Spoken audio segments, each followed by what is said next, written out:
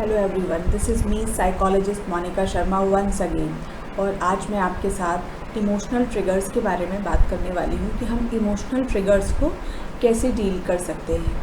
अब ये समझना है कि इमोशनल ट्रिगर्स होते क्या है। कई बार हमारे रिएक्शंस को जिस तरीके से हम देखते हैं किसी भी मोमेंट में, राइट, वो ऐसा मोमेंट समझ पाना ही ट्रिगर कहलाता है। क्योंकि कुछ कुछ चीज़ें होती हैं, कुछ बातें होती हैं, राइट, कुछ इवेंट्स होते हैं जो हमको किसी सिचुएशन में किसी तरीके से रिएक्ट करवाने के लिए प्रेरित करते हैं। तो वो ट्रिगर्स की स्थिति में हम अपने आप को कैसे बैलेंस रखें और कैसे हमारे जो रिएक्शंस हैं जिसकी वजह से हम खुद अपने बारे में बुरा फील करते हैं और हमारे रिलेशनशिप्स पर भी उनका इम्पैक्ट पड़ता है, हम उसको कैसे ठीक कर सकते हैं। क्योंकि जब भी हमारे इस तरीके के ट्रिगर्स आते हैं तो हमारे अंदर एक एंजाइटी क्रिएट करते हैं, स्ट्रेस क्रिएट करते हैं और कई बार जो हमारे रिस्पॉन्स होते हैं वो स्ट्रीमिंग हो सकता है, काफ़ी लाउड, राइट। उसके अलावा हमसे काफ़ी ज़्यादा इरिटेशन देखने को मिल सकता है, स्नैपिंग देखने को मिल सकती है। तो इन सारी चीज़ों को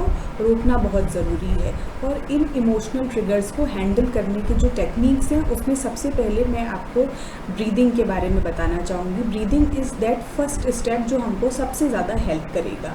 मैंने अपने जो पहला वीडियो आपको बताया था वो एंजाइटी के बारे में, उसमें भी मैंने ब्रीदिंग का जिक्र किया था और भी मैं अपने काफ़ी लाइव सेशंस में भी ब्रीदिंग एक्सरसाइज का जिक्र कर चुकी हूँ कि ब्रीदिंग एक्सरसाइज की हमको प्रैक्टिस करनी चाहिए। और मैंने ये मेंशन किया था कि ब्रीदिंग एक्सरसाइज अगर हम बेली ब्रीदिंग करेंगे तो हमको ज़्यादा बेनिफिशियल रहेगी और हमको बैलेंस करना सिखाएगी।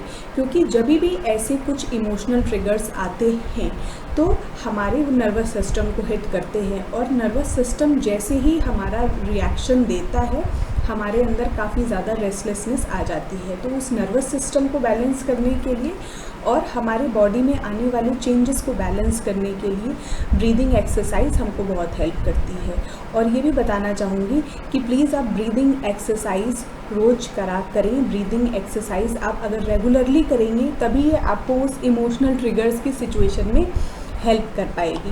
क्योंकि अगर आप ये सोचेंगे कि जब मुझे एंजाइटी होगी, स्ट्रेस फील होगा या ऐसा कुछ ट्रिगरिंग मोमेंट आएगा then I will do that, तो वो हेल्प नहीं करेगा। क्योंकि हमारी प्रैक्टिस नहीं होगी उस टाइम पे और शायद हम उतनी अच्छी तरीके से कर भी नहीं पाएंगे क्योंकि हमें आदत नहीं है करने की। तो प्लीज़, चाहे इमोशनल ट्रिगर की सिचुएशन हो या ना हो, आप ब्रीदिंग एक्सरसाइज रेगुलरली प्रैक्टिस किया करिए। अब हम सेकेंड स्टेप पे आते हैं जो हमको इमोशनल ट्रिगर को सॉल्व करने में मदद करता है। और वो जो सेकंड स्टेप है दैट इज़ कि हमें अपनी जो ईगो हमें सिचुएशंस क्रिएट करके दे रही है किसी भी इमोशनल सिचुएशन में, जब हम ट्रिगर्ड हो सकते हैं, हम कुछ परेशान हो सकते हैं, हम कुछ ऐसा बिहेव कर सकते हैं जिससे हमारे रिलेशनशिप में परेशानी आ जाए या हमारे ऑफिस में परेशानी आ जाए, तो उस सिचुएशन में हमें अपनी ईगो को अंडरस्टैंड करना ज़रूरी है। होता क्या है, मान लीजिए किसी के मन में यही डर है शायद कि हर कोई मुझे छोड़ के चला जाता है, मेरी बात कोई नहीं समझता या मैं हमेशा अकेला रह जाऊंगा। तो उस इंसान के मन में अकेले रह जाने का, अकेले छूट जाने का डर है। ये ज़रूरी नहीं है कि ये उसी सिचुएशन में हो। कई बार बहुत से सिचुएशंस में ऐसा देखा गया है कि पास्ट मेमोरीज़ की वजह से, जो हमारे पास्ट एक्सपीरियंसेस रहे होते हैं उनकी वजह से ऐसा हो रहा होता है। तो अब उसको हम सॉल्व कैसे करेंगे कि जब भी हमारी ईगो प्रेजेंट सिचुएशन में ऐसी सिचुएशन क्रिएट कर रही है हमारे मन में कि आपके में भी आपके पार्टनर के प्रति आपके मन में ऐसा भाव आ रहा है कि आपने फ़ोन मिलाया और आपके पार्टनर ने फ़ोन नहीं रिसीव किया, तो आप ये ना सोचें कि वो आपको समय नहीं देना चाहता है, वो आपसे मिलना नहीं चाहता है, वो आपसे बात नहीं करना चाहता है। आपके मन में जो भी विचार आ रहे हैं ये आपके ईगो की वजह से आ रहे हैं। ईगो आपको इस तरीके से व्यवहार करने के लिए बहुत ज़्यादा क्या करती है, प्रेरणा देती है। क्योंकि ईगो से हमारे रिलेशनशिप में बैड इम्पैक्ट पड़ता है और इससे हम परेशान होकर फिर उसी तरीके का थोड़ा सा इरिटेटिंग और स्नैपी बिहेवियर कर सकते हैं। तो अगर आपकी ईगो कुछ भी ऐसे बहुत सारे सिनेरियोस क्रिएट कर रही है तो प्लीज़ उसको ऑब्जर्वर की तरह देखने की कोशिश करिए और उन सिचुएशन से अपने आप को अलग रखिए और उस सिचुएशन में अपनी ईगो को कहिए कि प्लीज़ मैं आपकी बात समझ चुका हूँ, मैं इस इमोशन को समझ चुका हूँ, ये मेरे मन की गलतफहमियाँ हैं।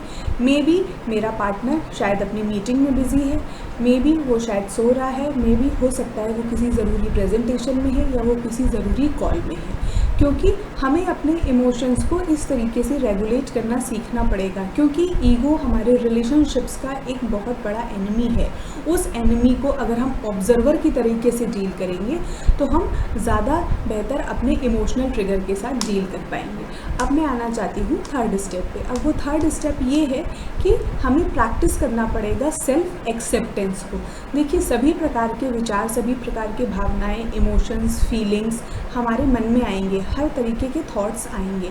आप सभी प्रकार के थॉट्स को थोड़ा सा ये जानने की कोशिश करें कि ये स्वाभाविक हैं, आप एक इंसान हैं, आप एक मशीन नहीं हैं। तो इस तरीके के इमोशंस आ सकते हैं। ये सेल्फ एक्सेप्टेंस बहुत ज़रूरी है, क्योंकि कई बार लोगों को लगता है कि मेरे मन में ऐसा थॉट आ ही कैसे सकता है, मैं ऐसा सोच ही कैसे सकता हूँ।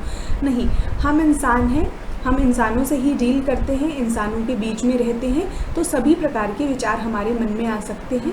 हमारे मन में बहुत सारे अपने ड्रीम्स होते हैं, डिज़ायर्स होते हैं, फ्रस्ट्रेशंस होती हैं।